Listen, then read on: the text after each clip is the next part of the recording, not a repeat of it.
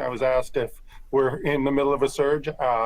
Absolutely, surge doesn't have a clear definition of what that what connotates a surge, but certainly cases are on the rise here in California, and we are concerned. And as I say to my patients, often, when I'm worried, I'll tell you so you can worry with me, and we're there. So with that, bring up Dr. Pond and go over our current case numbers.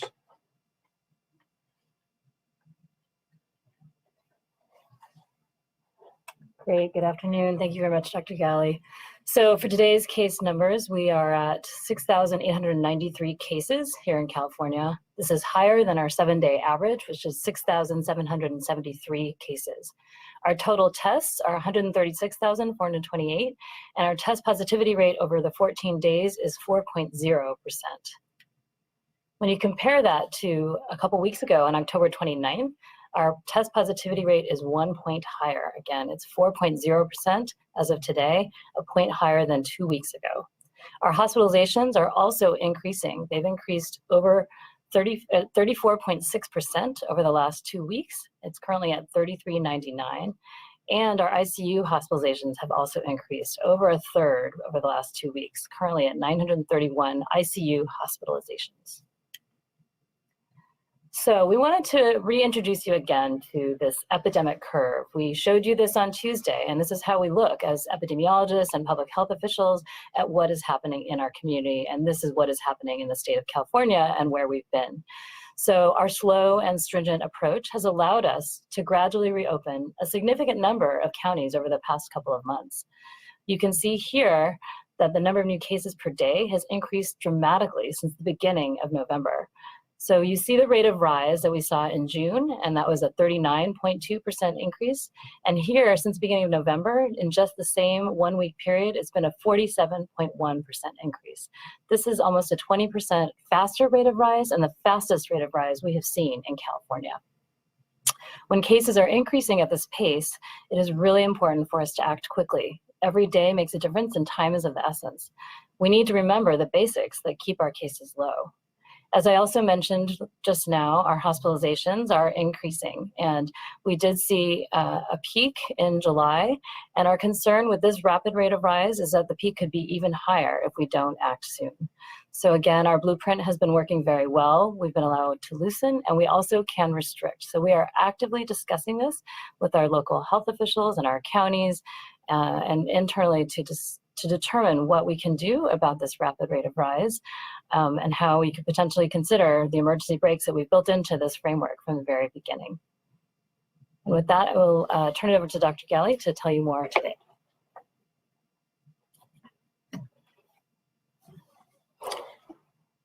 Thanks, Dr. Pond.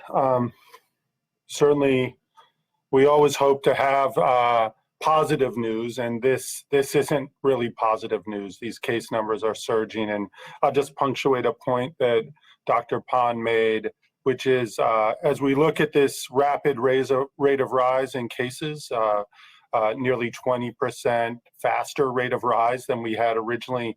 What we know about cases is about 2 weeks after a case is reported, or a set of cases are reported, we see about 12% of those cases end up in the hospital.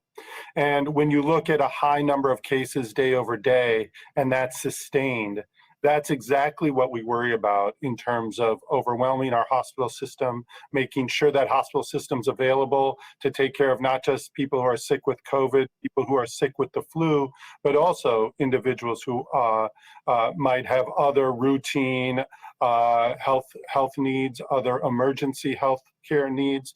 We need to make sure that our system is ready for that part of our population as well. So this is an important immediate situation.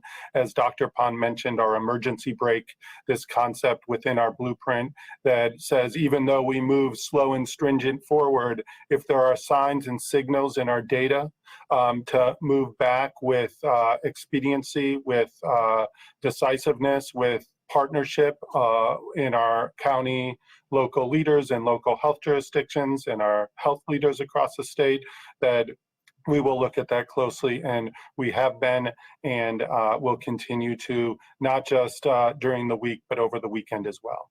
So I want to also come to this concept of what is a high-risk situation. We talked on Tuesday that there are certain characteristics of our activities and events that are higher risk than others. Just by way of reminder now, activities where it's difficult to mask the entire time. For example, when you're eating and drinking, that creates a higher risk situation. Activities where you see people who you haven't seen recently, people who are outside of your household, creates a higher risk situation. I'll punctuate this again later, but this idea that just because we're personally close to someone, a family member, a really close friend who we haven't seen in a while, that doesn't create comfort when it comes to COVID. We may actually put our guard down, take our guard down, take our mask off, get a little closer than we should. And that's exactly the condition that creates spread and transmission of COVID-19. Activities where it's difficult to keep your distance, important to try to avoid those. Multiple people at a small table for a meal, for a board game, all of these things can create additional risk. Activities of longer duration are also important, and activities that don't allow for plenty of fresh air to circulate. We've been emphasizing being outdoors, being in maybe covered canopy situations outdoors with as many sides open as possible. But even if you're indoors, windows open, doors open, getting as much of that outside air circulating as possible helps reduce the risk of transmission. So how is all of this relevant? Well, today I'm going to talk to you both about the state's new travel advisory, joining Oregon and Washington to do the same, and then update on our gatherings guidance. So as it comes to the travel advisory, we've been talking about this for many days. We've looked and seen what other parts of the nation have done. We've talked to our partners in Washington and Oregon. We've discuss this with many of our public health leaders across the state. And of course, there's consensus that travel, having others travel to your home could potentially cause increased transmission. And with that in mind, we have put out this travel advisory. It isn't a ban, it isn't a restriction, this is an advisory. We chose to go with an advisory because for many, many months, we've recognized that this partnership with all Californians to choose to do things that we know reduce spread is an important one. That together with this advice on what to do as it comes to travel, that sector of personal responsibility that I've talked about before, this is an added element. And we're encouraging Californians to stay close to home, to avoid non-essential travel to other states, other countries, and frankly, across the state if that's avoidable. People arriving in California from other states or other countries should self-quarantine for 14 days. This is not a new concept. This is something we ask people to do very early on with our partnership with our local health jurisdictions. You've seen this across other states, across the country, and we believe that this is exactly how we can add to our toolkit to reduce spread in California. This is especially important as we've seen test positivity and case rates surge even higher than what we're experiencing in California in other parts of the state. And the idea here is that with the self-quarantine for 14 days, it should really be limited to interactions with their immediate household and not mixing with households that they've come to California to visit. And this also carries forward for people who leave California to visit someone. Maybe it's over the holidays, maybe it's for another winter event that's coming up. When they arrive back in the state, the recommendation is for a self-quarantine of 14 days. So the other element I said we would discuss today are our small gatherings guidance. We know that as the weather has turned to colder, many of us have COVID fatigue. I even think about resentment towards COVID, that it's important that we give you the tools and the knowledge of how to reduce risk. The safest gatherings remain those that happen at home with members of your own household. We encourage Californians to gather virtually whenever possible. And when you are gathering with others, to have it outdoors as much as possible because we know that that significantly reduces the risk. So here is, we've been talking more and more about providing relatable messages, messages that our public partners, all of you in your homes and in your communities can not just understand, but can imagine implementing in your own lives on a day-to-day basis. And really it boils down to these 7 things that you see here by each checkbox. So the first thing is we ask you to check your local public health websites for restrictions, because not every county, not every area of California is experiencing COVID in the same way. And you may have local restrictions that are tighter than where the state is. We, of course, always start with wear your mask. This is very important, especially as you consider not just gathering outdoors, but how to reduce risk indoors. And we advise you to keep your mask on as much of the time as possible. The urge to take it off towards the end of a gathering that maybe comes during the time where you're sharing the meal, sharing food, sharing drink. We urge you to, as much as possible, keep your mask on so that we reduce the amount and exposure of potentially air droplets with COVID. Keep your distance and spread things out.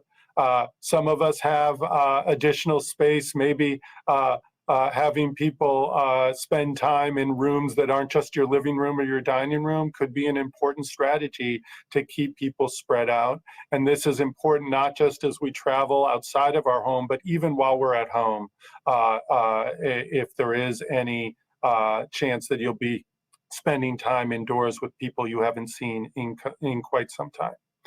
We ask you to keep it small.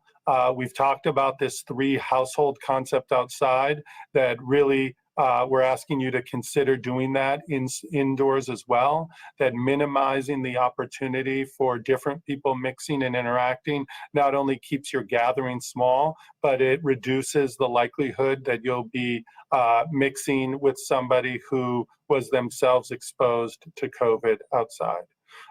Keep things short as well. The shorter the better. We've emphasized that. So instead of having a 3 or 4 hour gathering, consider keeping it to 60 or 90 minutes. Still enough time to see people that maybe you haven't seen in some time, but short enough to make sure that we don't take our guard down throughout any part of that short gathering. Keep your windows open. I mentioned this before. I know it's cold outside in many parts of California, but keeping the windows open and outside air circulating is an important key to reducing the likelihood of transmission of COVID. And finally, and this is not least, this is one of the most important, protecting our older and at-risk friends and family. We know that there's a strong urge to meet with grandparents and aunts and uncles who we haven't seen very often or at all over the last many months. But this is exactly the time to keep your guard up. And if you must, and we urge you not to, invite those who are older and higher risk to any gatherings. But if you must, really try to discuss ways to protect those family members, ensure that they have the right mask, make sure that you've talked to all of the participants in the gathering to do all you can to protect that person or those people so that we don't increase the risk of not just transmission, but transmission in the population that we know is at higher risk. I'll remind you, all Californians, that just over 10% of our cases are in individuals over the age of 65, yet that group over age of 65 makes up nearly 75% of the deaths in California from COVID. So punctuating the point that we need to protect those who are most at risk. By way of some reminders here, just as I was saying, the people who are highest risk for severe illness or death are those who are older with underlying medical conditions, and we strongly urge you not to attend gatherings, especially indoor gatherings. If you do gather with older individuals and people with chronic conditions, make sure they wear a surgical mask. A cloth face covering is sufficient in many settings and for many individuals, but having that added protection of a surgical mask can make a difference.